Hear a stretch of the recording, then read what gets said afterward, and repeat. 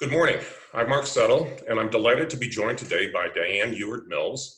Dyann and I are virtual friends. We met about a year and a half or so ago, and she's been a personal tutor to me on issues related to privacy data and the handling of privacy data in commercial enterprises. Dyann has a very unique set of skills and background experiences that differ significantly from other guests that we've had on the newsletter. She served as a privacy lawyer at two large international firms, one of them being GE Capital. She's led the cybersecurity practice at Baker McKenzie in their London office. And then I think she got so frustrated watching how other people were maybe doing it wrong that she founded her own consulting firm back in 2018. And now she advises a variety of firms about their data privacy practices. So Dyann, welcome. Good to see you. Always good to see you. And I'm hoping you can get us started here by maybe enlarging a little bit on your background and maybe more specifically talk about the kind of services that your consulting firm offers. Thank you so much for that introduction. And as you say, yes, we've been virtual friends now, Mark, and it's great to have someone who has the sort of experience and knowledge on the sort of information security and technology issues to sort of bounce ideas off. And we sort of approaching this area of data protection and privacy from different, but I think very complementary perspectives. So great to be on this podcast today as well. Thank you very much for the invitation to the newsletter, and what a fantastic idea. In terms of my own background, I've been a practitioner now for over 20 years, specializing in the area of privacy and data protection. And I guess I come at it from a unique position of having worked in-house within organizations, effectively as a data protection officer before that role became crystallized under legislation. So working with technology teams, compliance teams, legal teams to operationalize data protection. And then as a practitioner at a law firm offering the legal advice on this area. And again, I think they're very distinct roles. So being a legal advisor in this space and being an individual who operationalizes that advice. And I think it was this position, this vantage point that made me realize, well, actually, in terms of those that have both the operational and the legal experience, it was quite a rare mix. And the role of the data protection officer really requires individuals to understand how to operationalize privacy. And that's where I set about creating HewardMills. So we are a data protection office, and we both act as a DPO to a number of organizations and advise internal data protection officers also. We're a multidisciplinary team. So as I mentioned, that the skill set required in a DPO is both legal at once, technical, pragmatic, communicative, and so you need a blended, if you like, set of skills, which I think we have managed to create at HewardMills to service our clients. And in terms of the types of areas that we get involved in, we advise clients on obviously the program generally, how to set up a data protection program, how to mature a program, one-off issues such as data breaches or incidents that may occur, as well as the day-to-day operationalizing, so carrying out data protection impact assessments, or as required under the GDPR, how to build a record of processing activities. Those are the sorts of day-to-day activities that we're involved in. Now, what I failed to mention was, and good morning to you, or good afternoon to your dog. What I failed to mention is you and your firm are based in London, and so you kind of have a front row seat watching how GDPR, which is now 2 years old, has actually been implemented and enforced in practice. And so, like every law needs to be reduced to some set of operational practices, and that usually happens through a series of court cases and judicial kind of debates that clarify things. Do you think there's still a lot of residual confusion about the do's and don'ts around GDPR? Yes, so just to mention, so yes, we have offices in London and also in Dublin, and operate across different jurisdictions as well, operations in Germany, Switzerland, San Francisco, and Singapore. But yes, our main site is in the UK. In terms of confusion around requirements, I think it's important to note that data protection legislation has been in existence for decades, actually, across Europe. So the GDPR sought to harmonize the various frameworks across the different member states. But we did have the Data Protection Directive before the regulation. So there is experience in sort of understanding what obligations are. Maybe they are now taken more seriously because of the enforcement and some of the sort of the mechanisms within the GDPR, which obviously, if organizations are found to be in breach, have very serious consequences indeed. I think it's important, though, to, with all the focus on fines, that sometimes that can distract. It's important to understand the reputational damage that's suffered now from organizations not getting this right can be far, far reaching than a regulatory fine. And also just the general level of awareness that individuals have and about their rights, and also wanting to see organizations do the right thing, treat their data responsibly and with a level of dignity that it deserves. So I think that definitely is that there's generally more awareness of requirements around data protection and privacy. Individuals feel very exercised if their rights are compromised in any way. And so the time for, I guess, organizations to not be aware or to somehow renege on their responsibilities, I think is over, really. If they want to operate in this digital world and they want to build trust of individuals, they want for individuals to partake in their services, really then they need to comply with their obligations. And there's really no excuse, really. And I think there's enough information out there. There's enough support out there for organizations who want to do the right things.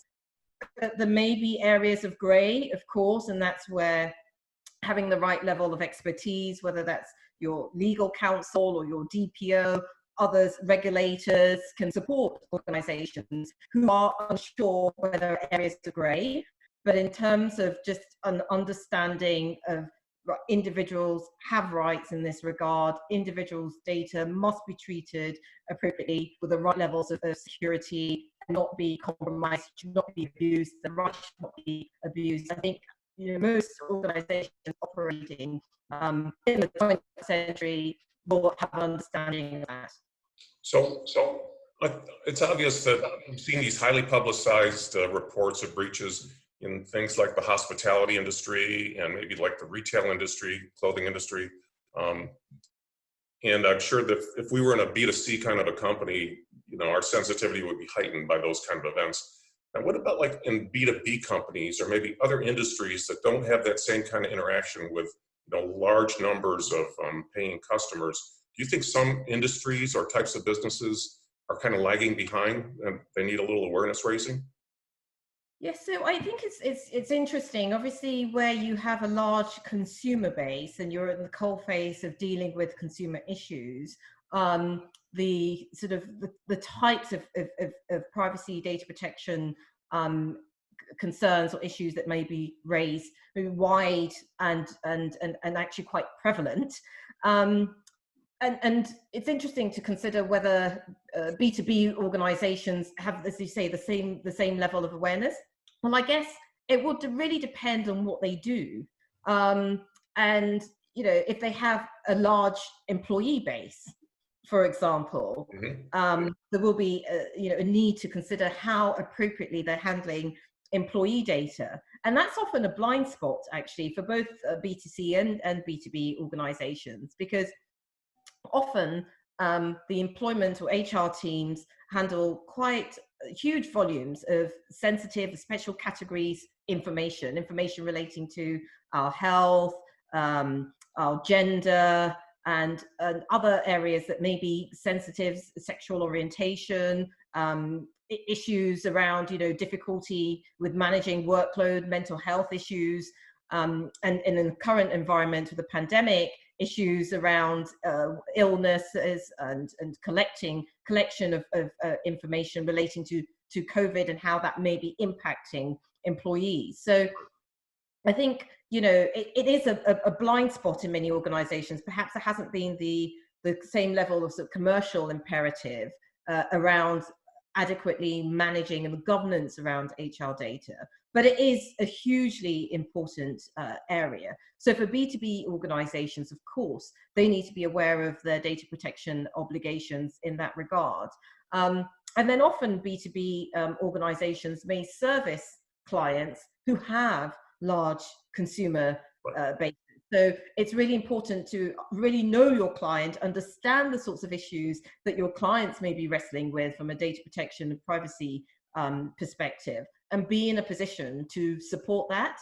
So I guess the overarching comment here is you can't ignore it, you can't turn a blind eye to it, you can't consider that, oh, perhaps, you know, because I'm in this particular sector or industry, or because I'm mainly B2B, this doesn't impact me. Data is everywhere. It's all around us, and we need to be engaged in it, and we need to just really understand some of the sensitivities around it so we can behave in an appropriate and a responsible, a corporately responsible way around data.